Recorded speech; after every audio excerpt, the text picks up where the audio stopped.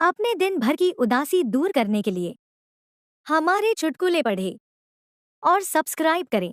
पत्नी जी ने बड़े प्यार से कहा कि आइए आपके सर में तेल डाल देती हूँ। मेरी खुशी का ठिकाना ना रहा और खुशी खुशी बैठ गया। हद तो तब ही हो गई जब वो सर पर तेल डालकर चली गई और दूसरे काम में लग गई। मैंने पूछा कि ये क्या है, जल्दी से आओ ना, तेल टपक रहा है। पत्नी जी का सनसनाता जवाब सुनकर मैं बेहोश होते होते बचा। आज शनिवार है।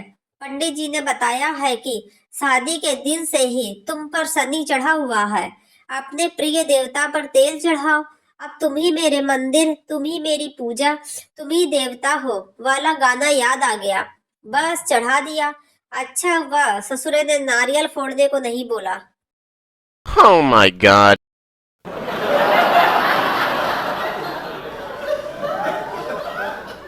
दारू की जन्म गाथा। दुनिया में पहली बार दारू बनाने की भट्टी एक बरगद के पेड़ के नीचे लगी थी। पेड़ पर एक कोयल और एक तोता रहते थे। पेड़ के नीचे एक शेर और एक सूअर अक्सर आराम करने आते थे। पहले ही दिन दारू बनाते समय भट्टी में आग लग गई। आग में कोयल, तोता, शेर और सूअर जलकर मर गए और चारों की आत्मा सदा के लिए दारू में प्रवेश कर गई।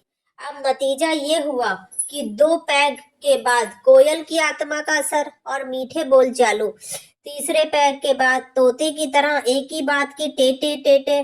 चौथे पैग के बाद शेर की आत्मा का असर और फिर मोहल्ले में दादा बन गए। और अगले पैग के बाद सूअर की आत्मा जग जाती है। और फिर तो आप जानते ही होंगे, दद्दा घुस गए नाली में। यह तो पक्का नया है, अब तक किसी ने नहीं भेजा होगा। Oh my god.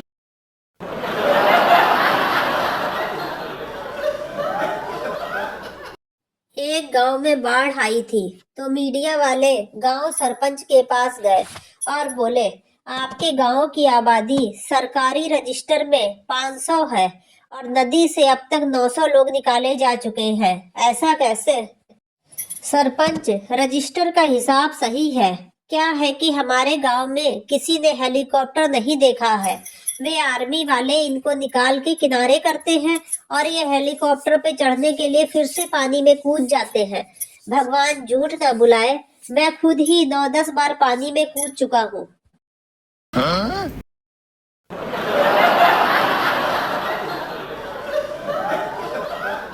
एक भैंस घबराई हुई जंगल में भागी जा रही थी। एक चूहे ने पूछा, क्या हुआ बहन, कहाँ भागी जा रही हो? भैंस, जंगल में पुलिस हाथी पकड़ने आई है। चूहा, पर तुम क्यों भाग रही हो?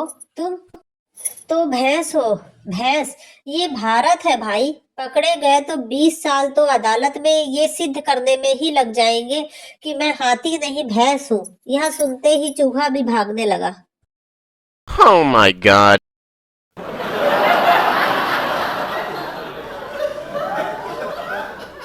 सिगरेट की आदत। पति श्याम को बहुत उदास होकर घर लौटा। पत्नी, क्या हुआ जी? पति, आज हमारे ऑफिस की बिल्डिंग गिर गई, सारे लोग मर गए। पत्नी, तो आप कैसे बचे? पति, मैं सिगरेट पीने बाहर गया हुआ था ना। पत्नी, चलो शुक्र है भगवान का। थोड़ी देर में ही टीवी पर खबर आने लगी कि सरकार ने सभी मृतकों के परिवार वालों को 1-1 करोड़ रुपए देने का फैसला किया है। पत्नी गुस्से में, न जाने तुम्हारी ये सिगरेट की आदत कब छूटेगी।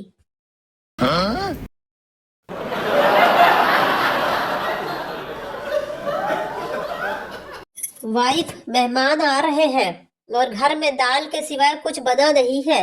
हस्बैंड, जब वे आए तो किचन में एक बर्तन गिरा देना और जब मैं पूछूं तो कहना कि शाही पनीर गिर गया। फिर दूसरा बर्तन गिराना और कहना पनीर भुर्जी भी गिर गई। फिर मैं कहूंगा चलो दाल ही ले आओ। मेहमानों के आने के बाद बर्तन गिरने की आवाज आई। हस्बैंड, क्या हुआ? वाइफ, भंगड़ा पाले कजरा, दाल ही गिर गई।